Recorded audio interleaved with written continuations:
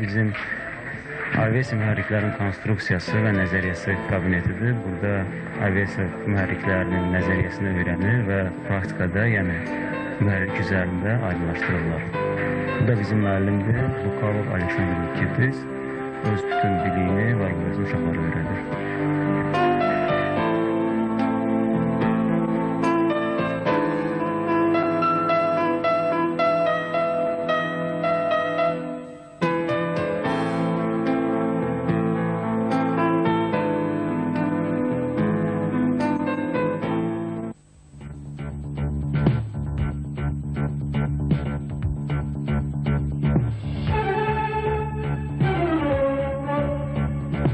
Seyyarəçi olmaq üçün bütün predmetləri, həm matematik mən qeyd etdiyim kimi, həm fizik, həm ximik olmalıdır ki, özü də yüksək ixtisaslı, mən təkrar edirəm. Ona görə ki, əgər yerdə buna vaxt varsa əgər, matematik hansı bir hesablamanı müəyyən yoldaşdan kömək istəmək və yaxud da ki, kompüter və yaxud da ki, müxtəlif texniki vasitələrdən istifadə eləmək, yüksəklikdə həmin imkan yoxdur. Ona görə də ki, burada hər şey ani dərəcədə baş verə bilər deyə, ona görə mən dəfələrlə yüksək dərəcəli qeyd etməyimin mənası bundan ibarətdir. Aviasiya meteorologiyasında son vaxtlar mən bir qeyd etdiyim kimi uşaqlar üçün meteoroloji proseslər heç bir dövlət sərhəddi bilmir. Məsələn, külək heç vaxt bilmir ki, bura Türkiyədir, bura Azərbaycandır. Ona görə də son vaxtlar yox, çoxdan təşkil olunmuş ümumi dünya meteoroloji təşkilat mövcuddur. Həmin təşkilatda bütün avio meteoroloji proseslərin əmələ gəlməsi, müşahidə metodikaları, müşahidə alətləri hamısı ümumi dünyadır. Ona görə də bizim mühəndis təyyarəçilər aviasiya meteorologiyası barəsində məlumatı istər bina aeroportundan alsın, istər ki, dünyanın müxtəlif, Amerikanın müxtəlif aeroportlarından alsın. Bu, ümumi dünya meteoroloji kodlar, ümumi dünya meteoroloji məlumatlar, ümumi dünya meteoroloji razılaşdırılmış məsələlərdir ki, bununla da ümumi dünya meteoroloji təşkilat məşğul olur.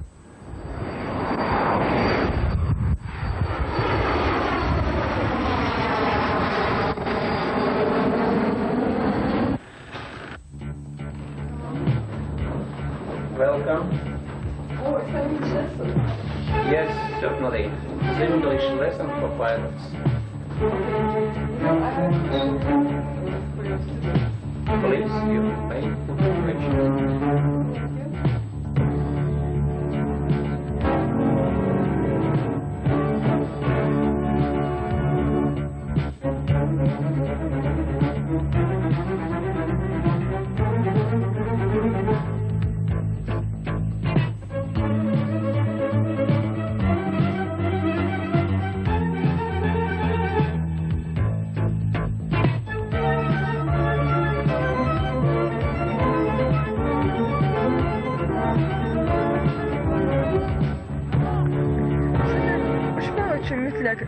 İdmanla məşğul olmaq, futbol oynamaq vacibdir. Ümumiyyətlə, bu spesifik xüsusiyyətlərə görə Milli Aviasiya Akademiyasında fiziki hazırlıq və fizioloji hazırlıq ən vacib işlərdən biridir. Burada tək fiziki tam sağlam tələbələrlə yanaşı, həm də psixi hazırlıq olmalı. Burada ayrı-ayrı dərslərdə demək olar ki, psixi hazırlıq, müəyyən situasiyalar ola bilər ki, orada pilotlar özlərini demək olar ki, çox özlərini ələ almalıdırlar.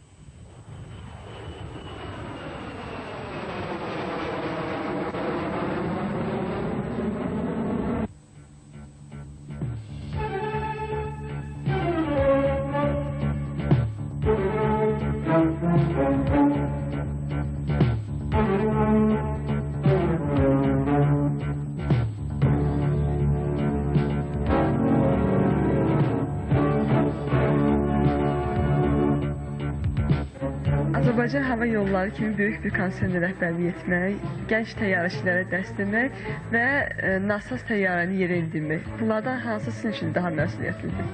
Hamısı kompleks şəkildə baxılır. Nasaz təyyarə, təyyarəçinin hazırlığı və onun sağ-salamat yerə endirilməsi. Yəni kompleks şəkildə o dərəcədə baxılır ki, əgər belə bir vəziyyət yaranarsa, bu gənc pilotlar onun ötəsindən gəlsinlər. Bunun üçün də yüksək biliyə mənimsənsinlər o yüksək biliyi. Eyni zamanda konser rəhbərliyi məsuliyyət daşıyır. Konser rəhbərində məsuliyyət daşımaq, yenə deyirəm, burada məsuliyyət daha çoxdur. Burada konserinin gələcəyi qoyulur.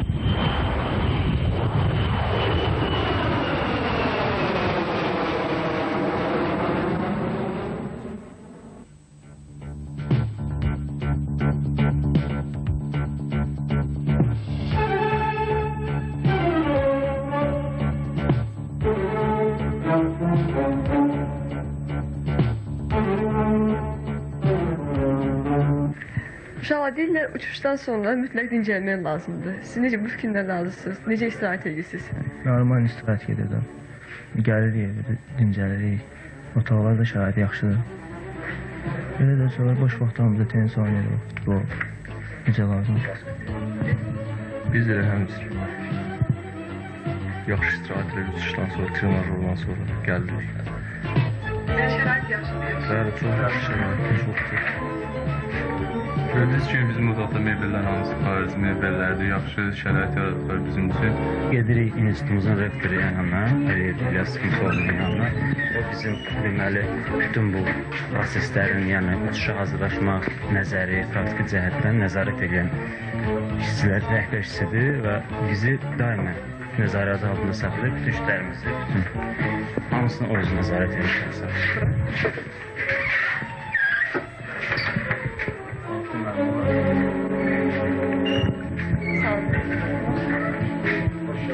Çox sağ olun. İlyas müəllim, əvvəllər biz uçmağı öyrənmək üçün keçmiş SSR-nin müxtəlif bölgələrinə getməli olurduq. Səhv etmirəmsə, siz özünüz də Riga xüsusi aviasiya məktəbini bitirmişsiniz. Amma hazırda Azərbaycanda Milli Aviasiya Akademiyası fəaliyyət göstərir. Mən bilmək istərdim ki, Azərbaycanda belə bir akademiyanın yaradılmasının ilk təşəbbüskarı kim olub və akademiya fəaliyyəti necə başlayıb? Keşmiş Sovet hökuməti dağıldıktan sonra müstəqil Azərbaycan Respublikası üçün aviasiya kadrları hazırlamaq üçün müəyyən problemlər yaranmışdır. Bu məsələ ondan bağlıdır ki, təzədən yaranmış respublikalarda, aviasiya mərkəzlərində bir dənə kursant bir illik tədris haqqı 10-12 min dollara başa gəlirdi. Problemlər hər tərəfli təhlildən sonra Azərbaycan Hava Yollarının Dövlət Konserinin baş direktoru Ədalət Əliyevin təşəbbüsü və iştirakı ilə Milli Aviasiya Akademiyası yaradılmışdır. Onu da demək istəyirəm ki, bu axır illərdə Azərbaycan Respublikasının rəhbərliyi tərəfindən Milli Aviasiya Akademiyasına çox yardım və kömək edilir.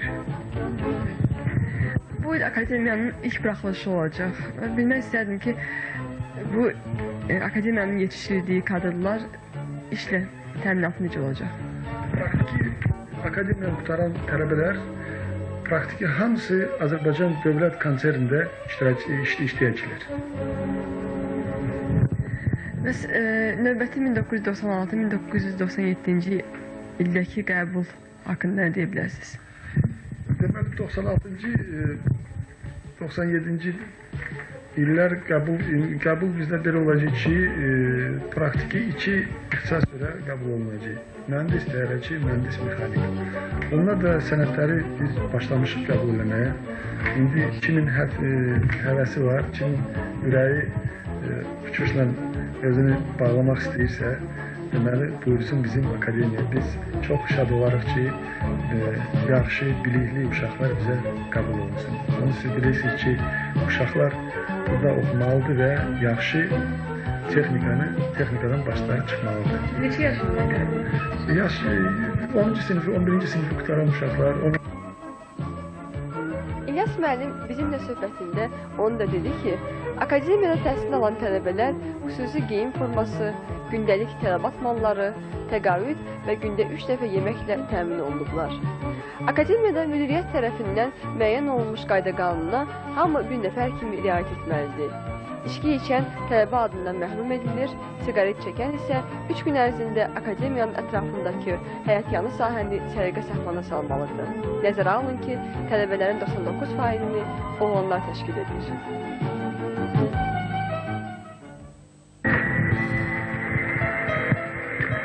Azad bəy, siz akademiyanın sürücüsüsünüz. Deyirlər burada hər bir adam, yəni burada işləyən hər bir adam təyyarəni idarə etməyə bacarmalıdır. Siz necə təyyarə idarə edirsiniz? Mən də bacarmalıyam. Bu da mənim təyyarəmdir. 41 ildir uçum. Bu gənclərimə də gələcəkdə yaxşı uçuşlar arzulayıram. Hələ öz işində sabit və sadiq olsunlar müstəqil dövlətimiz və Azərbaycan xalqı üçün.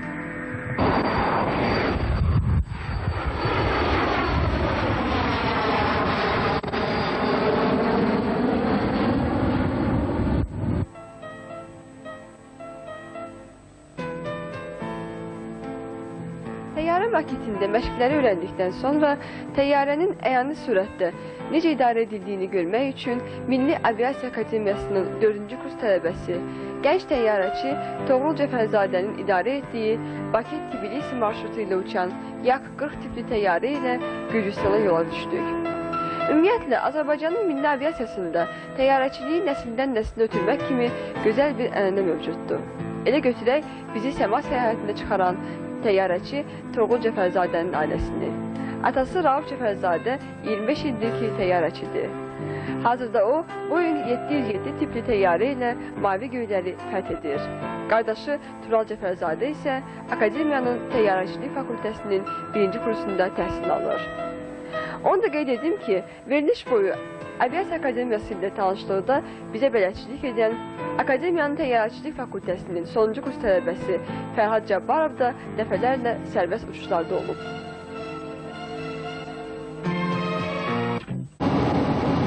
Bir neçə dəqiqəlik vaxtınızı almaq istəyirəm. Bax, sizin təyyarədə konkret olaraq vəzifəniz nədən ibarətdir? Mən kapitanam, instruktoram. İşləyirəm də kapitan.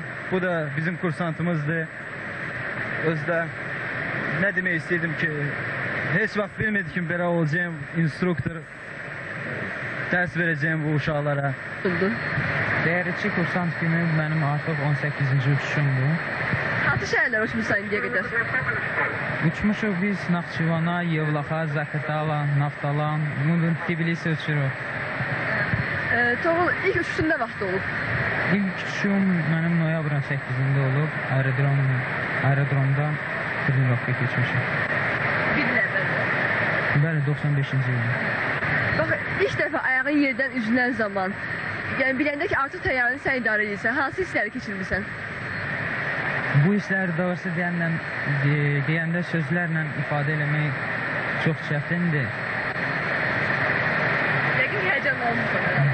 Bəli, yəqin ki. Bilərsən, indi hardan uçuruq? Biz indi Sagiv nöqtəsini keçmişik və zonadan çıxışa tərəf gedirik. Hansı istiqamətdə uçacaq? İndi növbəti istiqamət hara olacaq?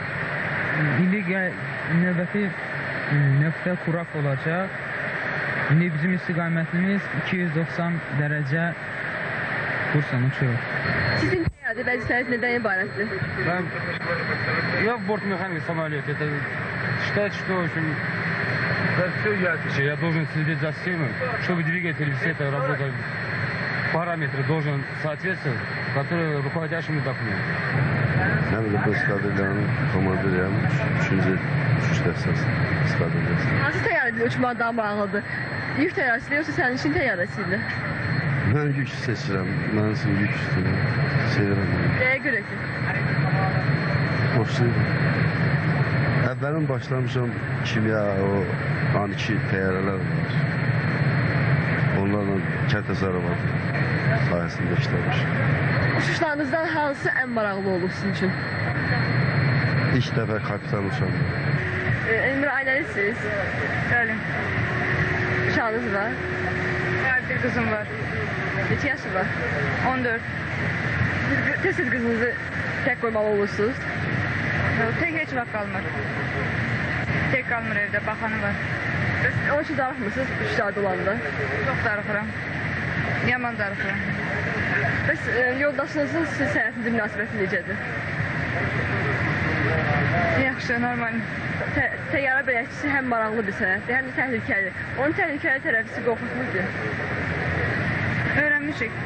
Qorxmuruq.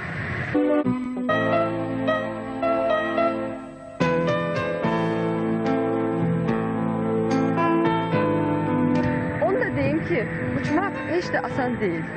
Uçmağı bacarmaq da hər adamın işi deyil. Mən özüm bunun canlı şahidi oldum.